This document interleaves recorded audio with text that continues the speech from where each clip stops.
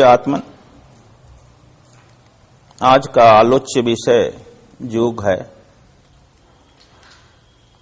और योग कहते हैं जोड़ने को।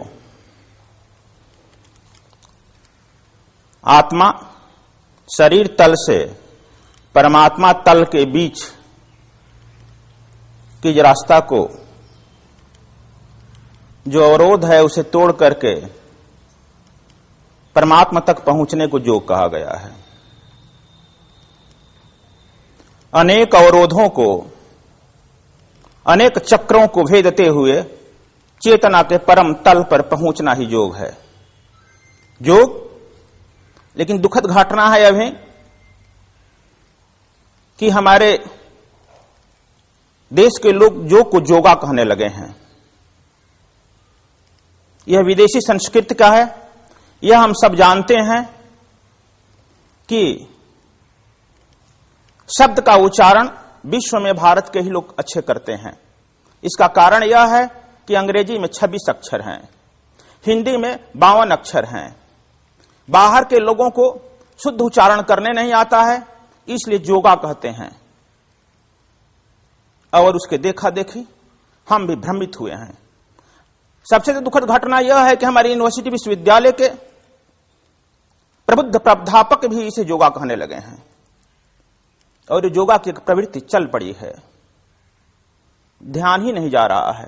इसलिए आप लोगों का मैं ध्यान आकृष्ट करना चाहता हूं कि आप भारतीय हो, पहले इसको ठीक करो। योग is the art of living. योग इज आवर लाइफ। योग ही अपना जीवन है। इसी तरह से देखो, आप लोग कहने के आदी हो गए हो, कृष्ण की जगह पर कृष्णा कहते हो, राम की जगह पर रामा कहते हो, Lord Rama, Lord Krishna, Lord Buddha. यह सब गलत धारणाएं हैं। यह गाली हो जाता है। शब्द में यदि कुछ भी इधर उधर होता है तो उसका रूप बदल जाता है। मंत्र में जैसे मंत्र, मां के ऊपर शोन है, त्र है, मंत्र है। यह मन से मंत्र बना है, मन से मंत्री बना है, मन से मनन करना वाला है। यह मन के ही सलाहकार हैं, मंत्री। लेकिन जैसे ही हम अंग्रेजी में इसे मंत्रा कहेंगे, गलत हो जाएगा।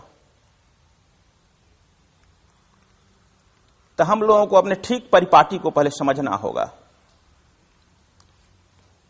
कृष्ण कहना गलत उच्चारण है, कृष्ण को गाली देना है। इसलिए क्यों और हम जबरदस्ती जोड़ देंगे। हमारे यहां एक स्वर अलग है, व्यंजन अलग की व्यवस्था की गई है। संस्कृत में और व्यवस्था की गई है। तो आप लोगों को यह मैं संदेश देना चाहता हूं कि हम लोग शुद्ध बोलें। जब तक से हम मंत्र का शुद्ध उच्चारण नहीं करते हैं, तब तक से उसका फलाफल भी ठीक नहीं मिलता है। हम लोग कहते हैं मंत्र जाप करते आ रहे हैं, लेकिन उसका ठीक फलाफल नहीं मिलता है। मंत्र एक साइंस है, विज्ञान है, योग एक विज्ञान है। भले ही किसी प्रकार के धर्म के बारे में, संप्रदाय के बारे में अवधारणाएं हो सकती है, भिन्नताएं हो सकती हैं, लेकिन योग के बारे में नहीं।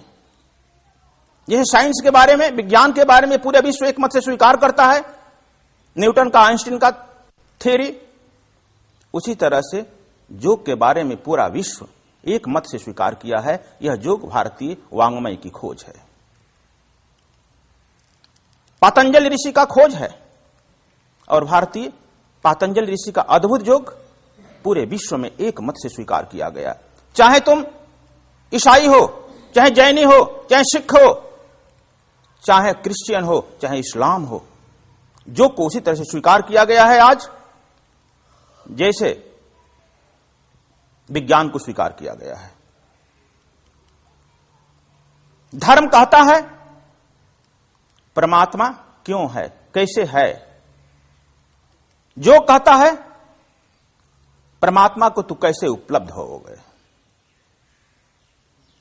परमात्मा कैसा है, इसे योग का कोई वास्ता नहीं है। धर्म कैसा है, इसे योग का कोई वास्ता नहीं है। परमात्मा को तुम कैसे उपलब्ध हो जाएगा, यह योग कहता है। और परमात्मा को उपलब्ध कराने की टेक्निक ही योग है। तो योग की धारणाएं